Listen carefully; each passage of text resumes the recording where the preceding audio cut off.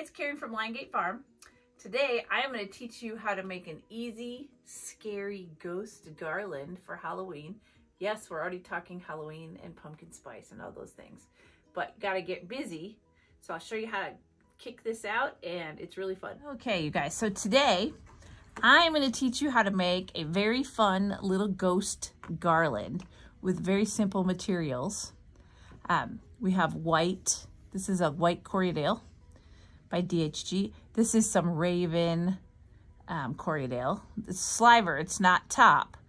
And then we are going to use a cookie cutter. Go in your cookie drawer. You're going to use the ghost. You know, you don't have to use just the ghost. This 4-pack has a pumpkin, which would be fun. The cat, which would be fun. Make black cats. And the bat, which would be fun. You could do all of them, but I'm just doing ghosts today. I don't know, I'm on a ghost kick. So if you don't have a cookie cutter, I'm going to upload this template, which has different stuff on it. But this is the ghost right here. I'm going to upload it to my Liongate Farm Felting Facebook group in the files, so you'll have a little template you can work from. Oh, that one came with a witch's hat too. So, and this bat is gonna be a different video probably, as is this ghost. They're standing ghosts. But I'll upload the template, and if you don't have a cookie cutter, you'll have a template, and I can show you how to do both. Okay, so then you'll need some twine. If you like color twine, Walmart has this really cool like 20 color pack of twine. That's where I get all my colors from. And then you need felt balls. You don't have to use felt balls. These are 1-inch balls pretty much. And I'm using green, purple, and black. I have them all set up here to save us some time. And then I've already made 4 ghosts. So I want 5 ghosts. On my thing here, and I have enough balls for that. So if you're using the cookie cutter, we've used cookie cutters before, you're just going, and I need this guy, doesn't matter which way he faces, and you're just gonna tear off some of your white. I suppose you can make your ghost green, like lime green, if you wanted a super scary ghost. And easy, this is an easy project for kids. Very easy. You're just going to stuff your wool in. Now you only want them to be about a 1/2 inch thick to 3/4 inch. You don't want them super thick. They don't need to be the full depth of the cookie cutter. The cookie cutter is just your guide.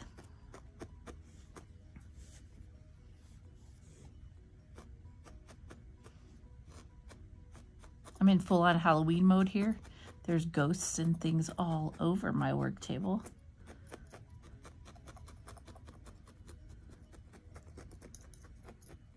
And make sure you're stabbing around the edges. So this is the ghost we're gonna finish in a second, but I wanna show you. So say you don't have the cookie cutter and you download the template, you cut it out. I usually cut it out of cardstock. You could cut it out of anything. So if you're using the template, it's reverse from the cookie cutter. So using carefully, because your needle will go through the paper, trace your ghosts like we trace our other things, like our little shapes. Trace your ghosts around.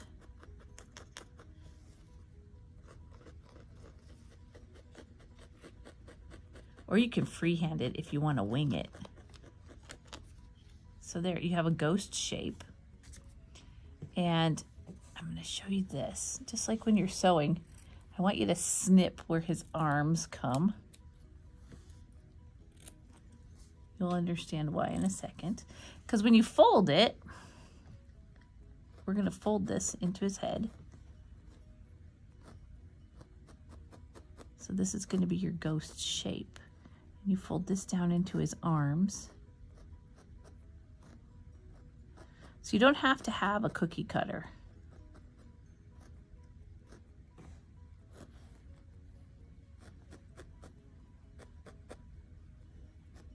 he can become much more free form this way. Just fold that all in.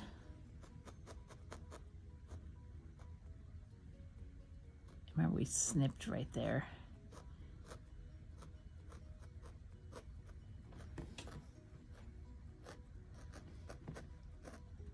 So this is going to give us the same shape as the cookie cutter. And you can compare, so it's a little bit bigger right now. Just keep working it in. This one would end up being way longer, which is fine. It can be longer. And then you're going to peel it off. Once you get this felted a little bit, peel it off your pad. And what I learned is this just needs to be kind of like a C over here if you're going to do it without the cookie cutter. But we're going to go back to the cookie cutter. I like the cookie cutter because you can jam a bunch of fiber in there. I'm going to jam a little bit more. Again, it's a really good one for kids. They can make their own Halloween garland.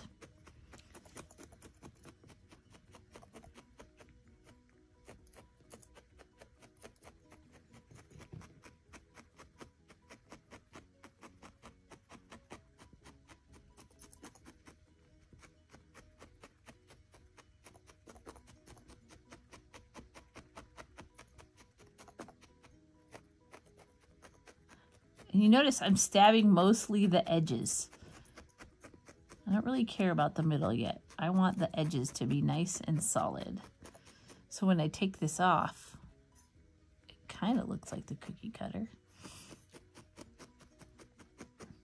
And just like when we used them in the past, you're gonna peel it off your pad. He's pretty well felted already. Flip your cookie cutter over. Stick him back in there. Stick him back in there because now we're gonna work it a little bit more. Again, work your edges.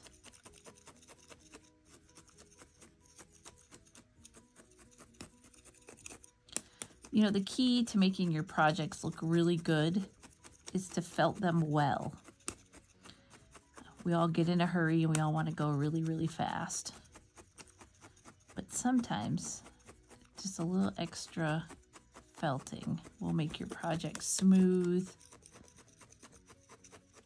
And this wool felt so easy compared to merino.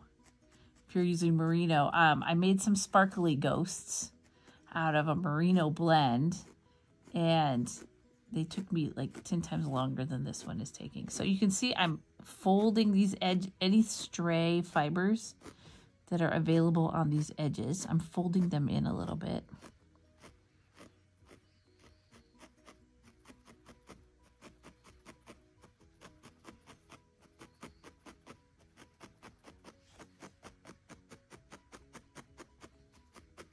Cookie cutter ghost came out fatter than my template ghost.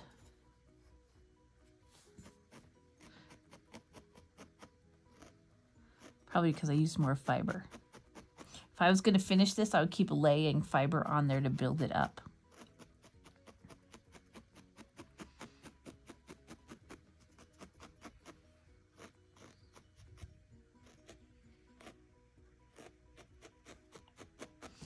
What I found doing these over the last couple of days is sometimes the little arms are thin. So you want to be careful about that. Make sure you get enough fiber in the arms. Just a little piece of yellow.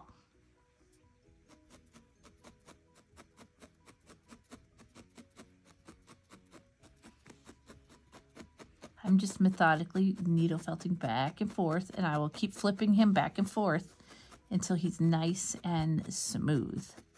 The other thing I'm going to do is I'm going to work these edges carefully between my fingers.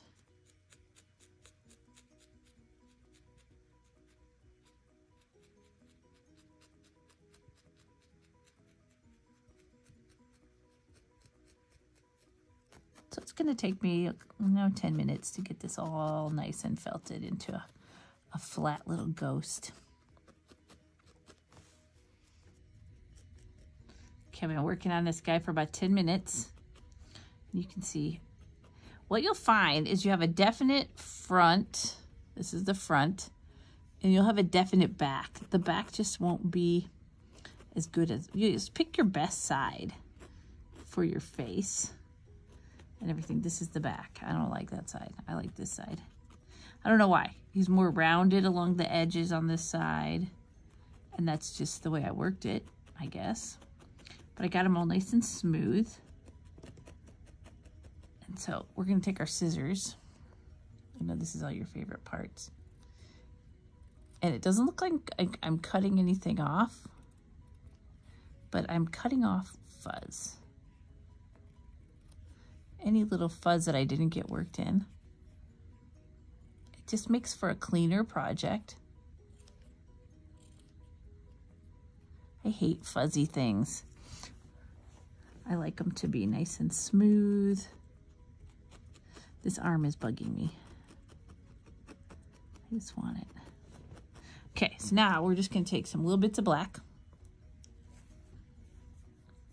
You don't wanna make your eyeballs too big. So you're gonna have 3 little pieces.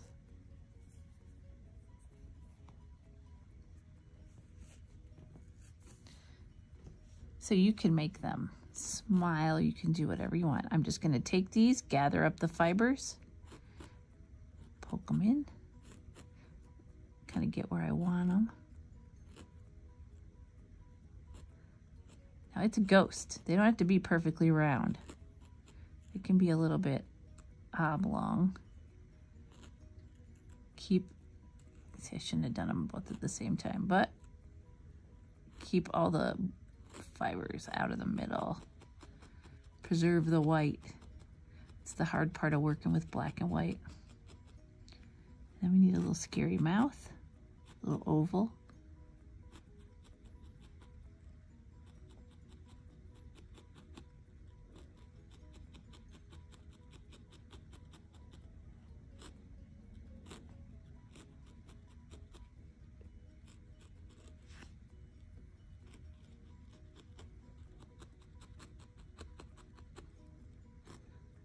I'm working, I just don't want any extra fibers hanging around.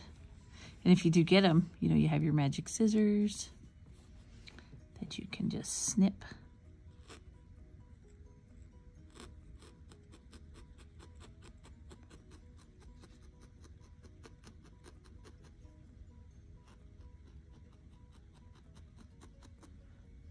Oh, and then I was playing with this guy over here. I took it and I lifted him up and I scrunched him up a bit.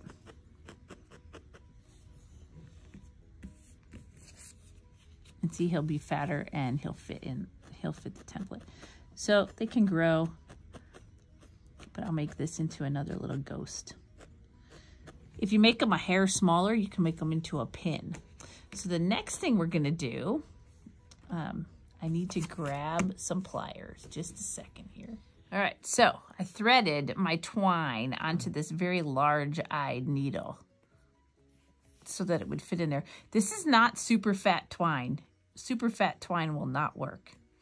And I want my balls to go black, purple, green. It's really up to you how you want them. I'm gonna start with the balls though. And I'm gonna go black, purple, green. And I'm gonna make this, you need to hold on to the needle with your pliers. Otherwise you will not be able to pull it through. So I pulled through 3. And then I'm gonna string this ghost up by his head. You know, you actually could go through his arms, which actually might be more fun. And he'll hang straighter. So I came right through the top of his arms. You can go through his head if you want. So then we're gonna go black, purple, green again. See, that ball's a little stiff, so I know I'm gonna need the pliers.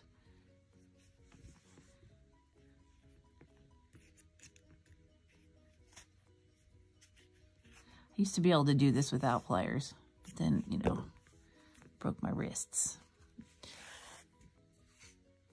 So when you buy these little garlands on Etsy, here's the one we just made. We're going to go through his arms. They're not, you can buy the ghosts even. They're pretty inexpensive, but they're not as fun as making your own.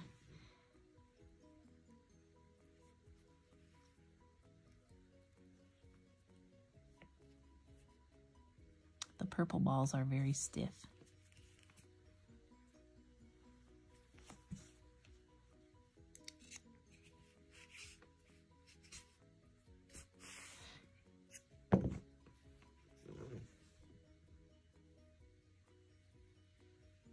Whoops, don't come out of his head or his eyeballs. It's kind of like sewing. And I'm not worried about pulling them through yet.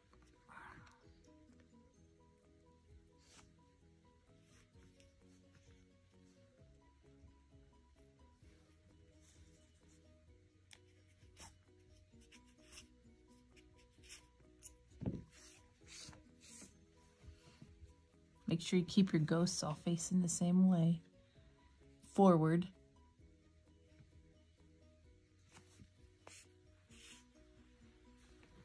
Okay, I'm going to have to move them down a little bit. Running out of twine.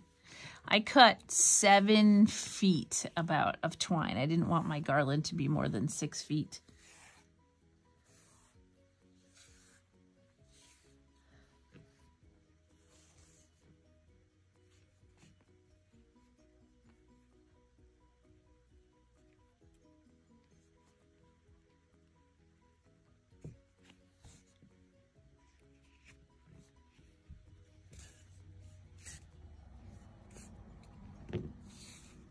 Okay, we're almost done. 1 more ghost and 3 more balls. If you overfelt your ghosts, it'll be hard to get this through.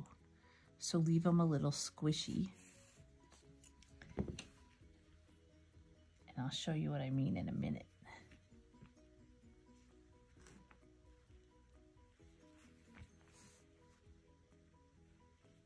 That's the last group. Okay, so we don't want these guys to come off of here. So make sure you take your needle out, make a loop or something here at the end, just a little loop. And then you can spread these out as far as you want or leave them close together. Just know I have 7 feet here. So where we went through with the needle, sometimes you're gonna have to go back and look because it'll get flat on the ghosts. But there you have it.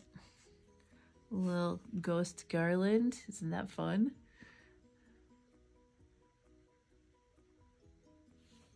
Thanks for joining us today for my quick little Halloween ghost garland. Tell me in the comments what your favorite Halloween decoration is and what you're gonna make. I want to see it, you guys. So head on over to the Liongate Farm felting group on Facebook, join it, and post your makes. It'll be fun. I'm planning on doing some fun little contests over there. So like our YouTube channel, follow us, it really helps us out, and come back next week, see what we make next week.